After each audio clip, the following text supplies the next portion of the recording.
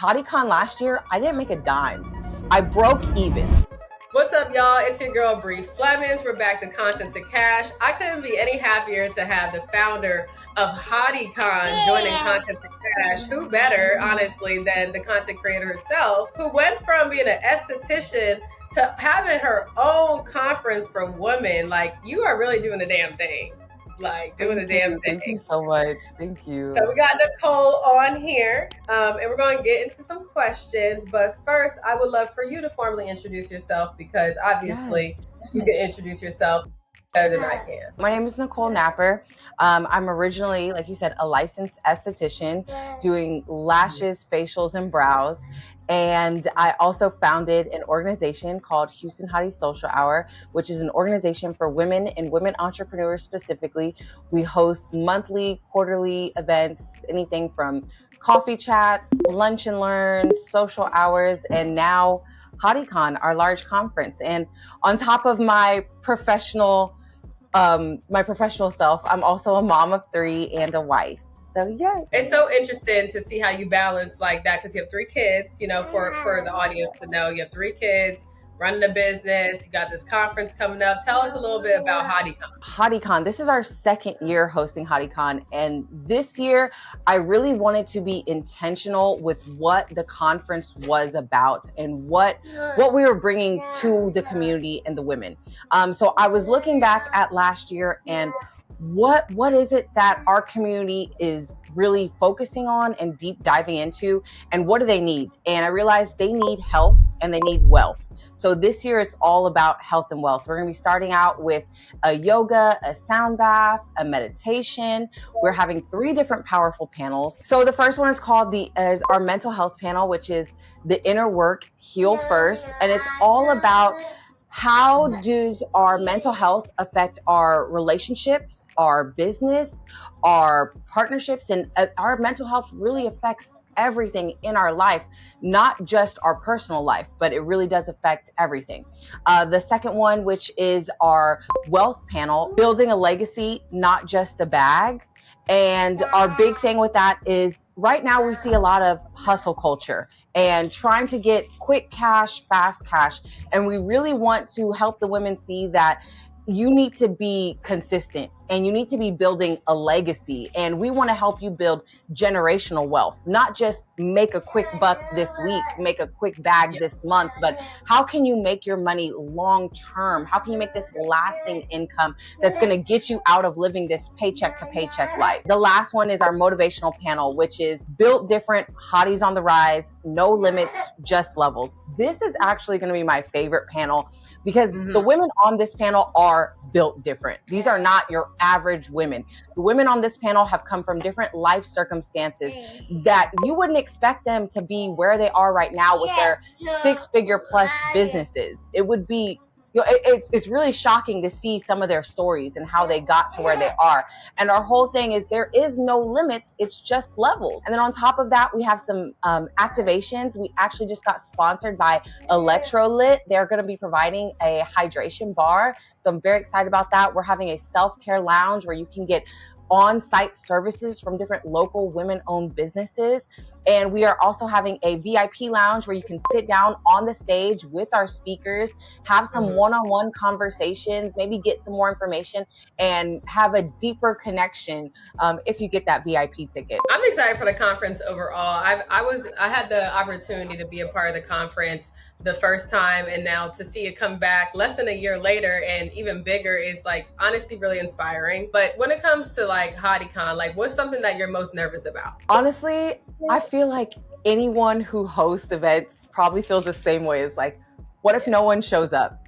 What if I did all of this work and there's no one there? What if it's just me, the vendors and the speakers? And I'm like, all right, guys, I think that's a fear that I have anytime I host any event, no matter how small or how large it is like, man, what if I got all these ideas, I did all my research, I did all this content, this pre-promo, I did all the outreach, and I'm doing all of this work behind the scenes, and what if the day comes and no one shows up? But I've been blessed and fortunate enough to not have that happen. And I think one of the things that's been helping me get people to show up is I've been my authentic self throughout this entire process. And I love that I'm also a content creator on top of this, because I've been doing my content creation journey with these women and showing them the behind the scenes and having my mental breakdowns, my crash outs on Instagram, on TikTok. So they see I'm putting my heart into this conference, and it's not, I'm not doing it so I can achieve some sort of status for myself. I'm doing this because the women need this information, and the tickets are only $35. And I genuinely think that information can sometimes be gate kept, because with the higher value, higher price ticket items. And I really want the women in my community who maybe are not at a financial level that can afford a high ticket item to be able to come here and get the knowledge and the information they need at a price that's affordable. Right. And when it comes to the pricing, because maybe somebody else wants to have a conference one day, like, do you ever have a fear about the pricing versus the profitability? Yes, I do. So I'm going to be transparent. HottieCon last year, I didn't make a dime. I broke even. I was blessed to break even and just have the event paid for itself. And last year I realized one of my biggest expenses is the venue. So this year, shout out to Avenue 58. They reached out to me and they offered me a venue at completely free. So my goal after last year, looking back at HottieCon, I was like, okay, this year I'm not gonna focus on, I want so many paid sponsorships and I really want to get these paid, I want people to cut me a check. No, it was really more about how can I collaborate with other people so I can get these things sponsored and in-kind sponsorships, donated items, because I spent a lot of money last year paying for things that I'm like, man, I could have got that for free. I could have got that gifted as an in-kind sponsor. So this year, I really reevaluated how I was operating with HottieCon. And I was like, the goal is to get everything donated. And you do a good job, because I think that one thing people should note is that HottieCon isn't like your only like product, basically. Like you have Houston Hottie Social Hour, which you have all the time, honestly. Like at this point, it feels like if it's not weekly, it's like bi-weekly. Like you have frequent events bringing women together. But can you explain how maybe those strategic partnerships have helped you with HottieCon? I would say that being a community-oriented person and standing on my word, and really, I think my word is all I have, is if I tell someone I'm going to do something, I'm going to do it. And that has what's helped me expand Houston Hottie Social Hour and HottieCon and get these brand partnerships, because what I've noticed is sometimes in the networking and event industry, people might go to someone, get an in-kind sponsorship, get a favor, do a trade, whatever, but then they leave that as that and they never reconnect with these people again. I'm really big on following up on my connections. Maybe we did an event together or you donated something for me at a previous event.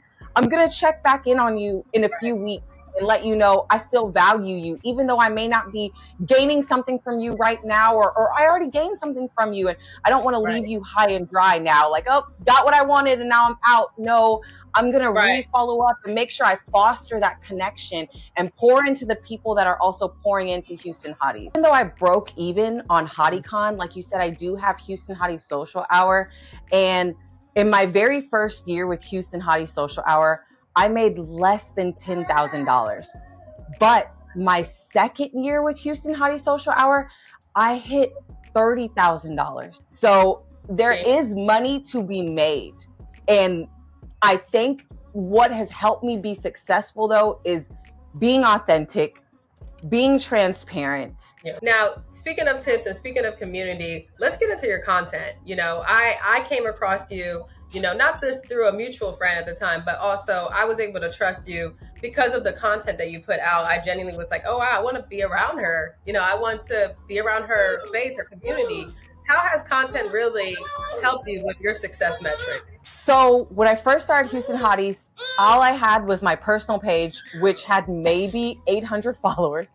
And then I had my brow esthetician page, which had like 1,200. And I started a Houston Hottie Social Hour page, started with 0. I've never bought any followers or anything like that. I have used Instagram ads to help boost the profile, but I'm not here for buying the followers and things like that. I think it's just not good for your page engagement. It's not. It's going to hurt it. Yes. So when I had my first event that really took the page, like blew up Houston Hotties, I came from a fashion merchandising background. And so I come from retail. And I was thinking, okay, if I'm going to launch this event, when I was in the retail corporate world, we had campaigns for new launches. And I was like, I think I'm going to do a campaign for this event that I ended up getting 75 attendees, 16 vendors, and 3 different speakers for that event. And I started with a 0 following. So I gathered all my friends together. I made matching shirts for all of us. And I said, look, y'all, we're going to just go through the city and we're going to stop at a gas station. Right. We're going to stop at one of my favorite coffee shops. We're going to go to this restaurant. And I was like, we're just going to do, I was batching content before I even knew what batching content was. Exactly. And one thing that you hit on the nail is that you have the power to bring people together. And, after COVID, that's something that we genuinely need. COVID happened so long ago.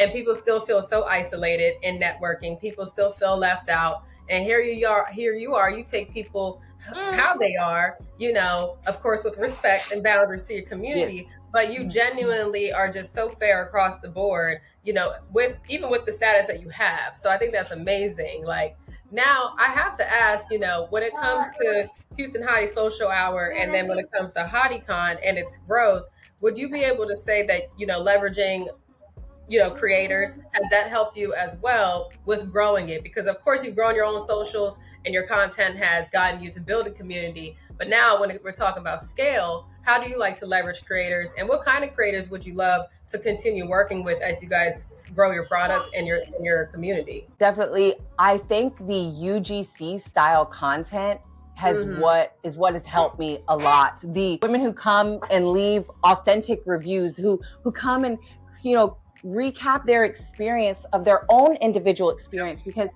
so many different people come to these events and they each could have a different experience at this conference or at any of our events. So being able to work with Jem Social has truly brought me so many impactful creators. I love using Jem Social because you guys are vetting these creators for me, where I'm not having to go search through their algorithm, their engagement, and be like, okay, is this real engagement? Are they going to reach my target audience? Because my target audience is women. Perfect. So if you're a creator, y'all, please, one, thank you for the shout out, Jem.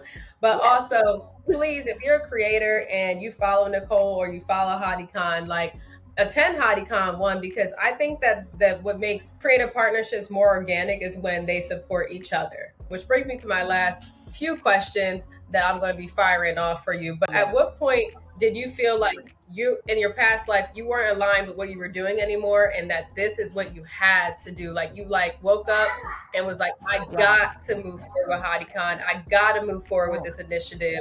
Like, this is calling at me, and I need to let go of something else. There was a point with Houston Hottie Social Hour where I felt like I was just hosting events just to host events, just to keep getting people together. And I felt like I was losing the originality of Houston Hotties. And I felt like I was just doing so much, but not even making an impact at that point. And I had to sit back and say, man, how can I make a better impact? How can I make these events more impactful? And that's when I realized, I was like, man, I was burnt out. And I was like, I can't keep hosting 2 to 3 events a week. Like, this is not going to work for me mentally, And I said, man, I think I need to scale back. I think I need to do less small events and host 1 to 3 large events a year, and then continue with our coffee meetups and our social hours, which are very low maintenance for me. And that's when I realized I wanted to make a bigger impact. I wanted to provide more information, more knowledge. And I was like, I'm not being able to provide these women with enough substance by burning myself out weekly and monthly. It's not cohesive with the life that I want to live. And I've always been someone who's felt like this is not where I'm meant to be. Like I meant for more. I have so much to give. And I was like at one of my events, and I think we had maybe 10 women show up, but it was great because it was intimate. But I was like, man, Yep. I used to have 200 women come to these things. You know, something is missing. And maybe my community was telling me, okay, we're tired of this. We want something more. And you have to be able to self-evaluate and pivot when it's time. I think if you cannot evaluate your business from a business standpoint, not from just, oh, I love doing this, but from a real business standpoint, you cannot continue to succeed. The economy is always changing.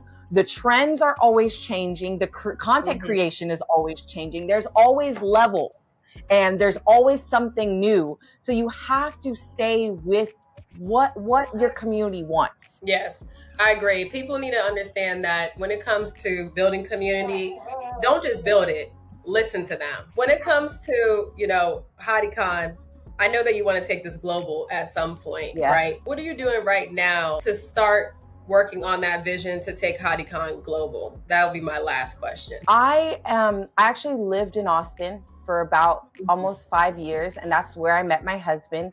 So I do have a lot of connections still in Austin when it comes to women entrepreneurs, and I have a community there and I have family there. So right now, I haven't even shared this with anybody yet, but I'm planning a summer tour this summer, and I'm planning on stopping in Austin and Dallas this summer. It's like a Texas takeover, really, and have a Houston Hottie Social Hour in Austin and in Dallas this summer to kind of give the intro and to find women that I can meet in Austin and in Dallas that want to start a Hottie chapter over there. We want Austin Hotties and we want Dallas Hotties. So I'm looking to expand to Dallas and Austin first, just because it is close by. It's easier to commute. And like I said, I do have connections in actually both cities. So I'm looking to expand to those cities first. And then hopefully from there, we'll just keep trucking up the states. I love it. That is amazing. And maybe we don't have to partner on some of that stuff because we definitely want to expand to different cities too. See partnerships like in alignment. But that is amazing because, Dallas and Austin are definitely entrepreneurial cities. I mean, that's one thing I love about the state of Texas is that our main cities really are driven by entrepreneurship, but in different ways. I love that. And I couldn't be literally any more happier for you. So how can we support you? What is something that, you want to gain from the audience coming out of this? So something I'm looking to gain from this is, one, just more exposure. Two, I'm hoping that women are watching this and they're like, I want to be there. I want to join her. I have to be in the room. I'm hoping more women who are sitting at home, maybe thinking about, or women who are sitting at home wishing they could jump off the porch, been waiting, sitting on an idea, have self-doubt, say, you know what, I'm going to go to HottieCon. And I hope they come, and I really just want them to release that self-doubt and believe in themselves and know that it only takes one day to change your life. It does. And, I think that we're both testimonies of that. And let me mention this, that Nicole just got an award as well on Wednesday night. So as humble as she seems, she is doing the damn thing. And I couldn't be any prouder of her. HottieCon is coming up on April 4th, 2026, y'all, in Houston, Texas. Tickets are only like $30-something, and then VIP tickets are what, 65. And the VIP includes an adjustment from a chiropractor and some additional free on-site services. Wow. See, you can't beat that. So let's give you a round of applause. I'm so proud of you. And I definitely want to get you back on when you go on that summer tour. And just I would love to hear, your feedback after HottieCon too. So I look forward to having you again. Jem comes on the tour with us. We might have to set that up. We want to get Joe involved and get that partnership going. But I love that. Austin, Dallas, Houston, look up HottieCon. check her out. I know we have a few influencers who express interest from Dallas and Austin, so that's actually good. They're already on your list. So definitely, I'll get y'all hooked up. But thank you for coming on Content to Cash. And like I said before, keep doing the thing, keep building with your community, keep leaning in, because we got your back and we want to support you. Thank you, Bree. I appreciate you. Of course. I'll see you soon.